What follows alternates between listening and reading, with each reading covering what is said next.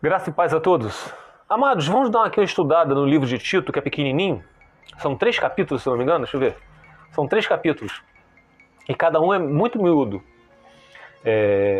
O apóstolo Paulo aqui faz algumas advertências.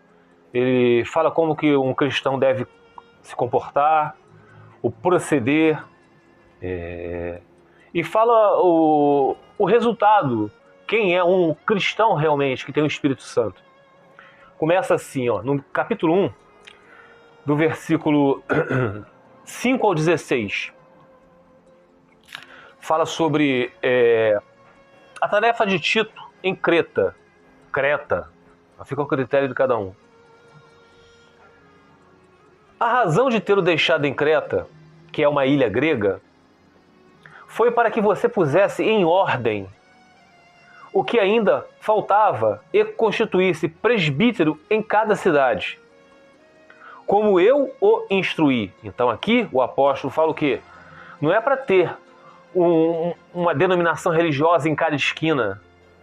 Não é para ter um presbítero em cada cidade. Vejam bem, as igrejas se reuniam em suas casas. Mas sempre tinha que ter um presbítero em cada cidade.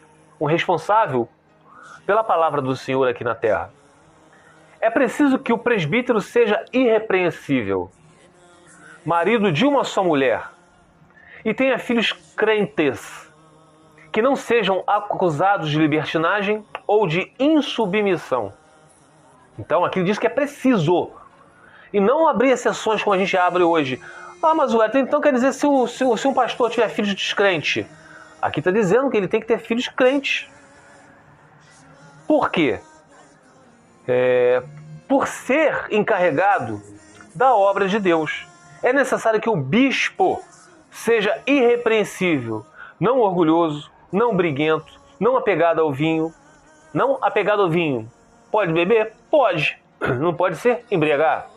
Não violento, nem ávido por lucro desonesto.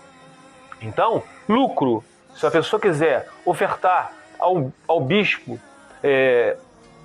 para a obra do Senhor, não tem problema algum. O que é errado é ficar pedindo, colocar o QR Code lá para as pessoas darem. Então, o bispo, ele pode aceitar, mas nunca pedir. Tá?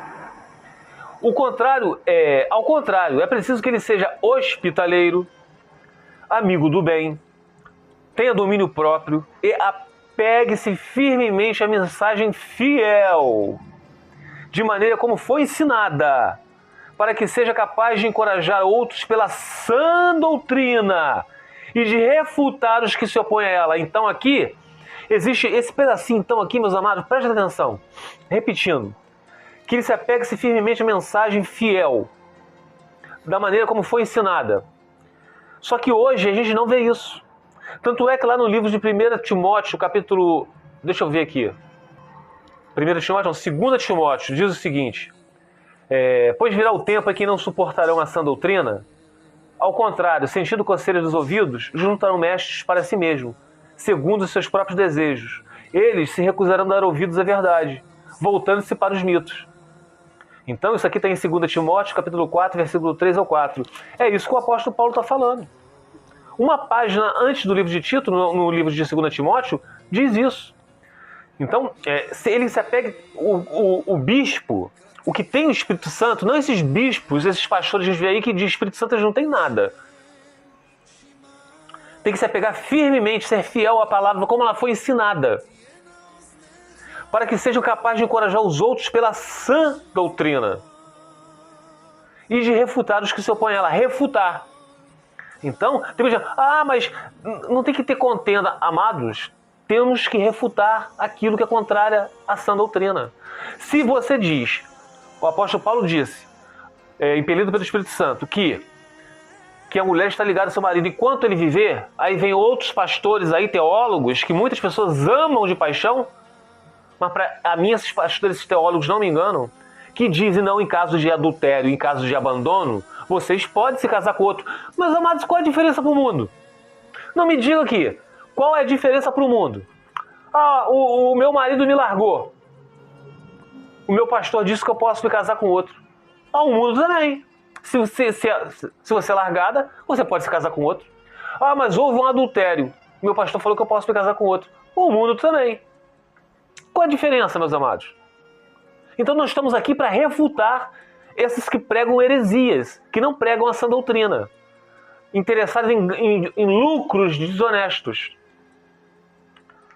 Pois há muitos insubordinados que não passam de faladores e enganadores, especialmente do grupo da circuncisão. Está falando dos judeus. Que os judeus ali falaram, nós somos cristãos, mas vocês são... Mas é a necessidade de vocês cumprir também a lei de Moisés, circuncidar na carne, para ser um povo seleto de Deus. Nós também cremos em Jesus, mas vocês têm que se circuncidar. Não, porque aí vocês vão lá para o livro de Romanos 7, do versículo 1 ao 6, se eu não me engano, que diz o quê? Ele faz a comparação com o casamento. Que se vocês realmente são cristãos, a lei morreu para vocês pertencerem a outro, pela graça. Mas vocês se dizem ser da graça, mas ainda não fizeram morrer a lei, então vocês são adúlteros. Por isso que lá no livro de Romanos, capítulo 1, versículo 6, faz uma comparação com o casamento, que diz o seguinte, vamos ler aqui, ó. Meus irmãos, falo a vocês como as pessoas que conhecem a lei. Acaso vocês não sabem que a lei tem autoridade sobre alguém apenas enquanto ele estiver vivo? Por exemplo, olha o exemplo aí da comparação. Pela lei, a mulher casada está ligada ao seu marido enquanto ele estiver vivo. Então, a mulher casada está ligada ao seu marido enquanto ele estiver vivo. Não enquanto ele for fiel, não é se ele abandonar ela ou não, se houve adultério. Está vivo seu marido? Está casado com outra. Ah, mas está vivo? Então você está ligado a ele. Ele está no adultério. Por exemplo, pela lei, a mulher casada está ligada ao seu marido enquanto ele estiver vivo. Mas, se o seu marido morrer, ela estará livre da lei do casamento. Por isso, se ela se casar com outro homem enquanto ele ainda estiver vivo, mesmo casado com outra, será considerada adúltera. Mas se o seu marido morrer, ela estará livre da lei. E mesmo que venha se casar com outro homem, não será adúltera. Então, mesmo que o seu marido tenha te largado, que esses pastores hereges falam por aí, esses teólogos, não, em caso de adultério, em caso de abandono, vocês podem se casar com outro. Mentira. Tá bom? Mentira. Ele tá vivo? Casou com outra, o Wellington. Já tá com filho com outra. Tá vivo. Tô perguntando a vocês, tá vivo? A palavra tá dizendo, tá vivo. Ele está em adultério, mesmo com outra família. Agora, ele morreu? Aí sim vocês podem casar com outra pessoa. Vocês não serão considerados adúlteras. Aí continua assim, ó. Assim, meus irmãos, vocês também morreram para a lei. Vocês morreram para a guarda do sábado. Vocês morreram para dízimos, porque não existe mais tabernáculo, não existe mais templo de Salomão, não existe mais levitas, não existe sacerdotes, sumos sacerdotes. Hoje, o pastor, ele tem que trabalhar fora, como Paulo trabalhava construtor de tendas. Então, é a dupla honra. O pastor, ele é obrigado a trabalhar fora, e se alguém quiser ofertá-lo, ele aceita de bom grado. É o direito à dupla honra. Amados, não tem dificuldade de entender isso. Vamos continuar no livro de Tito. É necessário que eles sejam silenciados, pois estão arruinando famílias inteiras, ensinando coisas que não devem, e tudo por ganância.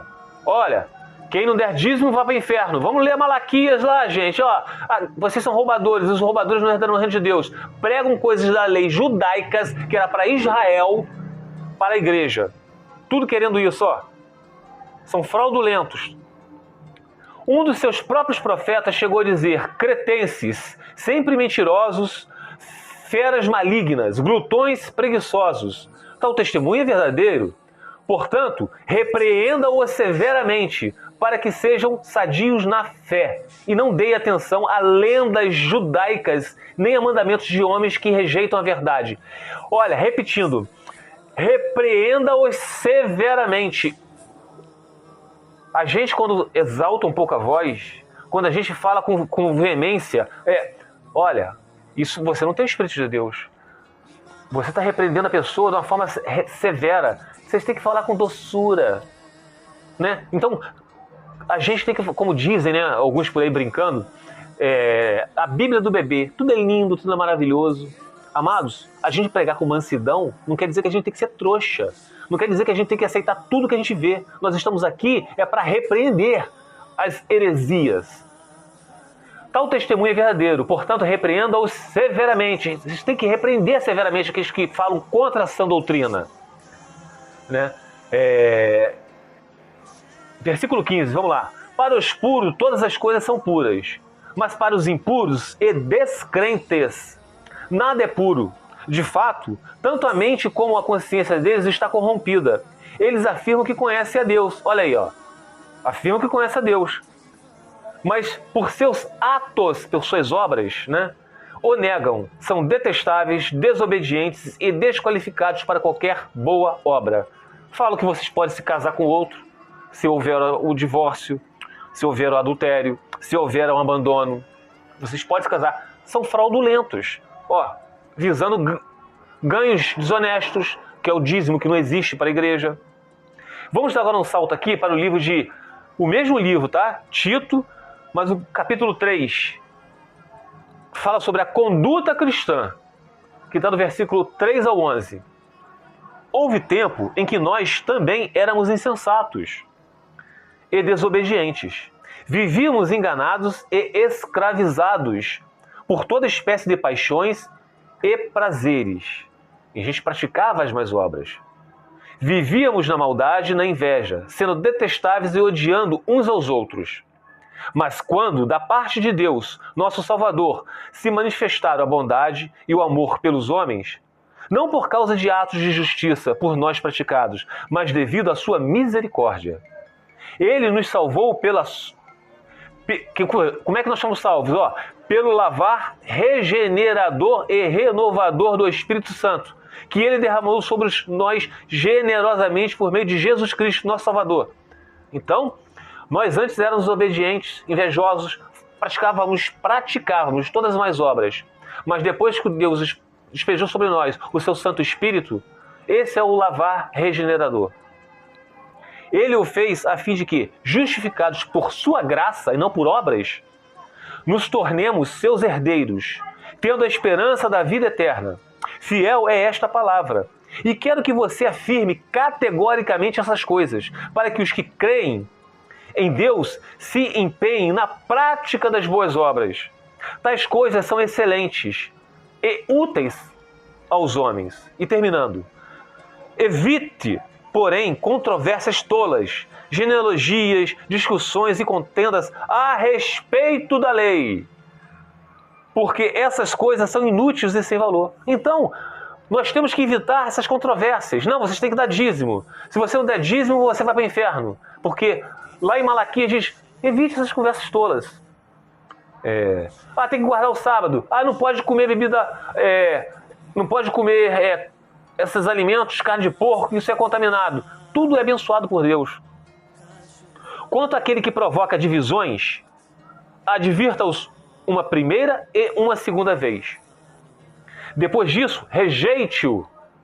Você sabe que tal pessoa se perverteu e está em pecado, por si mesma está condenada. Então, aqui está dizendo que a gente deve repreender aquele que causa divisões, não é divisões acerca da sã doutrina. Nós temos que repreender essas pessoas, tá? Mas eles se infiltram no nosso meio dizendo que ser cristãos, mas colocando a lei